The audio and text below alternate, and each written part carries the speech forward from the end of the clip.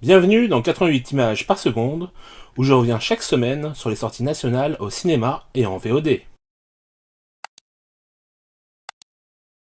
Wild Man, drame à hauteur d'homme dans lequel le réalisateur essaie d'encourager le dialogue plutôt que le renfermement sur soi et la fuite en avant. C'est également un film sur une amitié improbable qui se déroule donc dans un cadre magnifique, les montagnes, lacs et vallées de la Norvège, dont la beauté est parfaitement retranscrite par la photographie du film et la réalisation.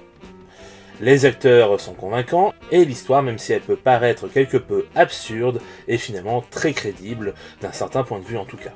Je pense que le film parlera à beaucoup de monde car il arrive à tout à chacun de se sentir quelque peu perdu entre la pression sociale, le rythme de nos vies, etc. etc. 7 sur 10. 1000 ans à t'attendre. Avec cette libre adaptation de la nouvelle Le djinn dans l'œil de Rossignol, d'A.S. Bayat, George Miller nous embarque dans un récit façon les contes des mille et une nuits, de façon plus moderne dirons-nous. C'est original, évidemment, réussi. Il faut dire que, une fois encore, le directeur de la photographie, John Seale, est sorti de sa retraite pour le réalisateur. Le casting est évidemment parfait, puis contrairement à ce que laissait entreapercevoir la bande-annonce, les CGI sont très bien traités et pas abusives, puis la BO est assez réussie, surtout le thème principal. C'est un film donc sur l'amour des histoires, et si vous les aimez vous aussi, alors vous aimerez ce film à ne pas en douter. 7 sur 10. Les volets verts. Adaptation du roman éponyme de Georges Simenon par Jean Becker, qui livre probablement ici son film testamentaire.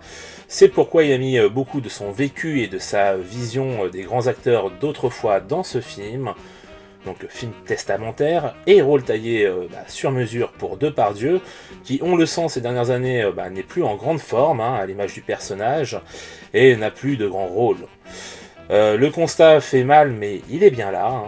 Si les acteurs donc ne sont pas mauvais, que le film ne l'est pas non plus, on a pourtant du mal à voir autre chose qu'un acteur en mal d'amour qui s'éteint. Et ce n'est guère réjouissant, tout comme la réalisation qui est particulièrement plate. On se croirait devant un téléfilm, puis ça manque de rythme.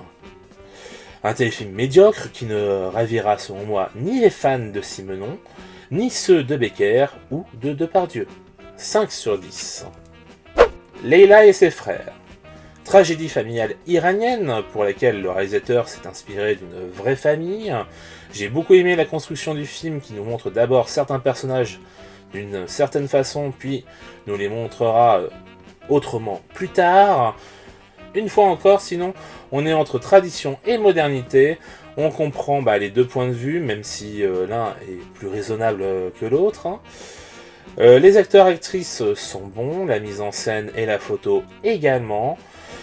Sans parler des dialogues, moi c'est surtout les sentiments qui s'en dégagent, qui vous prennent au corps.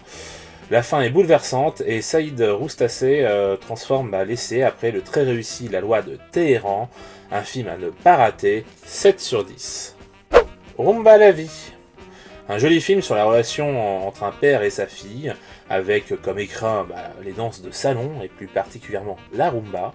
Une fois encore, Franck Dubosc réalise un film doux et tendre, avec des pointes de comédie. Si les amateurs de danse risquent d'être quelque peu déçus, le film n'étant pas une démonstration de technicité comme dans beaucoup de films sur le sujet, ils font assez illusion pour que ça fonctionne. La réalisation est simple, mais fait très bien l'affaire, vu qu'elle se concentre sur ses personnages, qui sont le cœur du projet. Une histoire quelque peu commune, mais où chacun peut se reconnaître, donc à voir. 7 sur 10. Beast. Film d'action dramatique se déroulant en Afrique du Sud et ayant réellement été tourné là-bas. On sent que les décors sont réels et c'est vraiment un plus, vu que évidemment ce n'est pas le cas des lions qui, en dehors du principal, sont tous très bien faits. Le principal étant justement une anomalie, ça ne fait pas naturel, même si c'est l'effet recherché. Si l'intrigue est des plus simples, on appréciera l'authenticité qui se dégage du film, que ce soit par la vie locale, le message écologique, et de débunker les idées reçues sur les lions. De sensibiliser les gens à leur cause, ainsi qu'au braconnage qui cause des dégâts considérables sur la faune et la flore.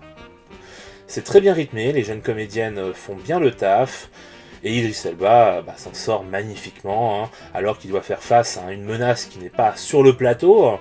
Un bon petit divertissement, 6 sur 10. Le Samaritain. Film de super-héros à la sauce actionneur des années 80, Sylvester Stallone oblige. C'est divertissant, mais ça ne va pas plus loin, car le film est bourré de défauts, très prévisible. Le jeune comédien n'est pas bon, les personnages sont manichéens, les flammes en CGI est un enfer pour les yeux, mais autrement ça passe, on a tous les éléments nécessaires à ce type de film. Puis ça prend son temps pour nous présenter les personnages, leur passé, leur présent. En clair, pour passer le temps, si vous n'avez rien d'autre à la rigueur, ça peut le faire, sinon évitez. 4 sur 10. Voilà, toujours pas de film de la semaine, même si certains n'en étaient pas loin. Bref, je vous dis à très vite. Ciao!